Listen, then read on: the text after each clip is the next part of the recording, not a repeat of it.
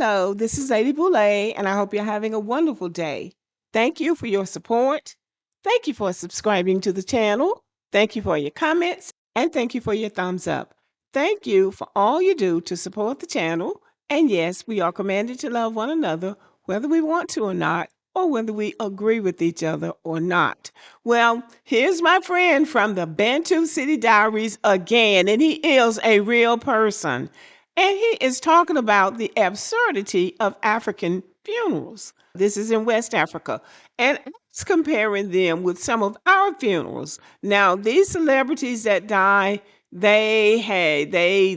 funerals go on too long for me. I used to try to watch them on TV, but there was one in particular that came out about 10 years ago, and I said, never again am I going to get caught up with these black funerals, these black celebrity funerals.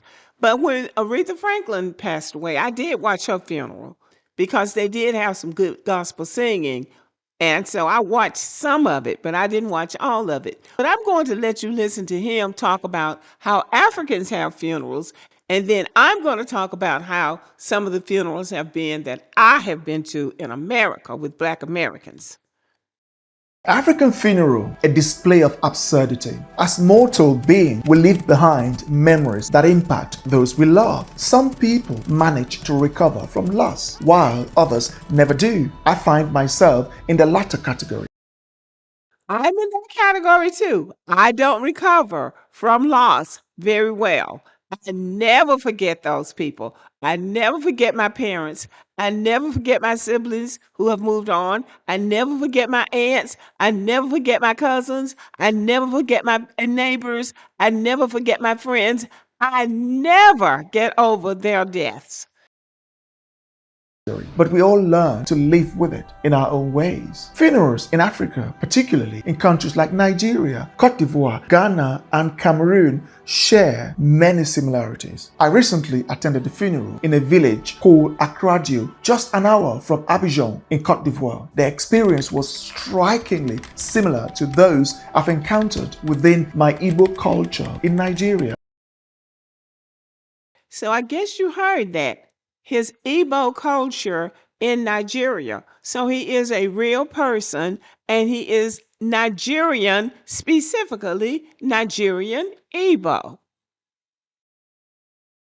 I've also attended funerals in Cameroon, Gabon, and Ghana, and I find our customs to be some of the most puzzling displays of human behavior I have ever witnessed. When a father passes away, the children often feel pressured to sacrifice numerous bulls, goats, sheep, and chickens, along with providing an abundance of drinks. People from the entire village and surrounding communities come to partake, often prolonging the process for weeks before the burial. Instead of having time to grieve, the family finds itself constantly hosting and spending for visitors.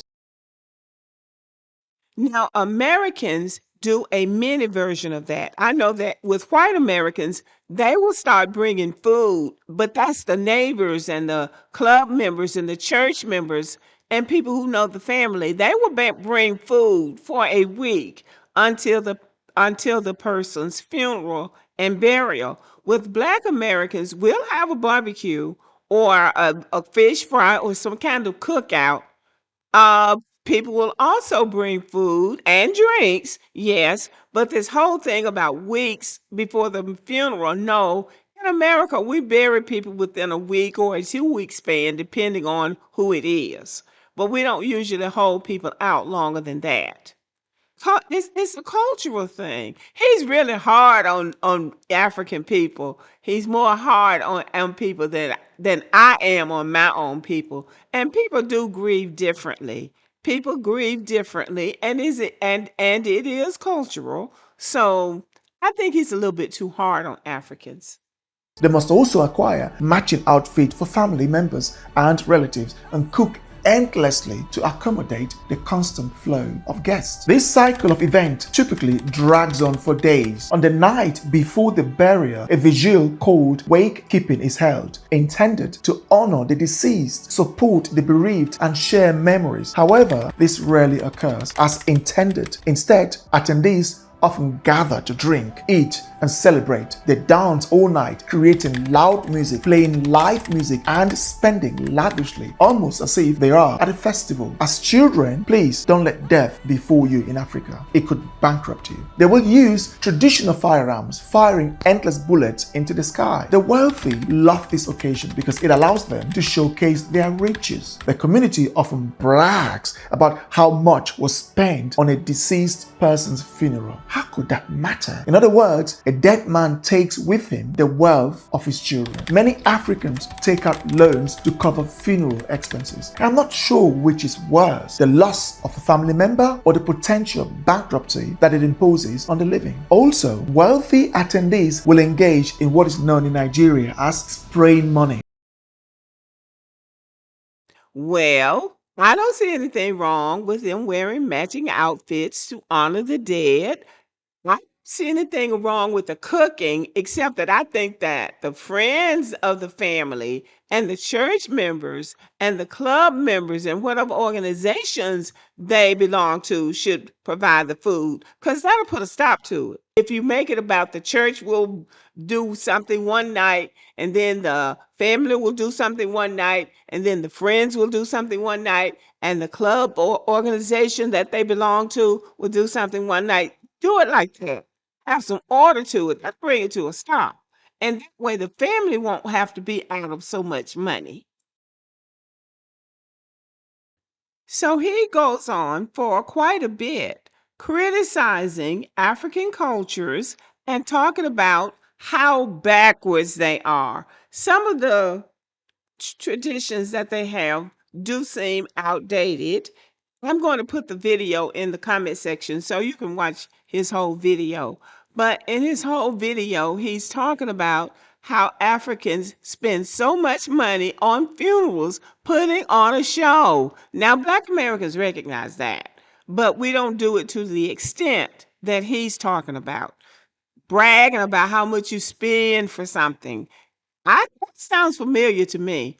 Some people do like to brag about how much they spend for something, and I don't believe that that's race specific. I think that some of that exists in all races. So some of these things are things that all races do, but some of them are primitive things that Africans in West Africa, he's being specific about West Africans do. And he thinks that they should move into the modern age and do things more like, well, say white people, because that's who he seems to be standardizing, white people and Asians, Europeans and Asians. So I'm going to say some of the things that he says, as usual, I agree with him, but some of the things I think he's being too hard on Africans. But when Africans come over here talking about their culture, these are the things that they're talking about because this is our culture. Whatever you do is your culture. So we don't do all of these things in Black America because we are more organized. We do have funeral rites that we have that we follow that are consistent with American standards. Now, let me tell you something about my experience with Black people with funerals. Black people have changed a lot from when I was a child. I remember the first funeral that I went to, and it was a doozy. So I was in the third grade probably, and one of my classmates' father had died. So we lived right down the street from the church. And for some reason, Black people used to do funerals on Sunday. We don't do funerals on Sunday much anymore. You can, but most of the time people do funerals on Saturday or Friday or Sunday during the week. But back in the day, they used to do funerals on Sunday. And so they were just meeting at the church, and I asked my mother if I could go to my classmate's father's funeral. And my mother wasn't going to the funeral. And she said, no, I couldn't go. But I kept pestering her about going to the funeral. So she said, okay, fine, you go to the funeral. When I got to the church, it's different because funerals are different from just regular church service. We went to church every Sunday, but I had never been to a funeral before. So I went to the funeral and everybody was quiet and people were sniffing and crying. And that was this case in front of the church with all of these flowers. And people were going and looking in the case. So I followed the crowd and followed, looking in the case. When I looked in there at the body, it seemed like the man was trying to open his eyes. So I stood there.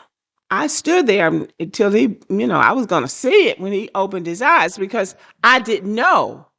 So he didn't. And somebody pushed me on. But the funeral was just like a movie. People were crying and hollering and falling on the dead man in the case and saying, "Take me with you." And then when everybody got settled down, here come a woman in a tight dress. She went walking down the aisle. She was gonna be the star of the funeral. And she went down there and fainted right when she got to the case. Well, I just couldn't believe it. This was just such a movie. So when I got home, I was telling my mother about it and all of the things that happened at the funeral. And I told her it looked like Mr. Ezekiel. Let's say his name was Mr. Ezekiel. I said, it looked like Mr. Ezekiel was trying to open his eyes. And my mother said, no, he wasn't. I said, yes, he was. He was trying to open his eyes. And I was standing there and I wanted to see it. But I didn't even know why. But I knew that was going to be a very important moment. And she said, no, he wasn't trying to open his eyes. And then I started arguing with my mother. I said, you don't know. You weren't even there.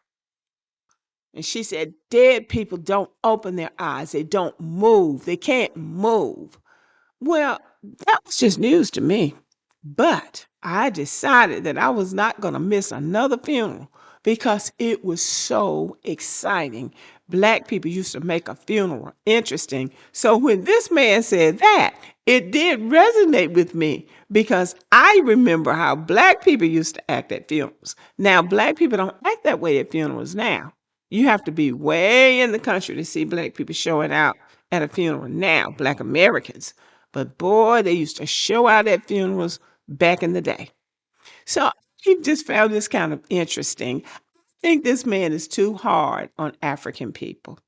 But I think that this is their culture. And this is the culture that they brag about.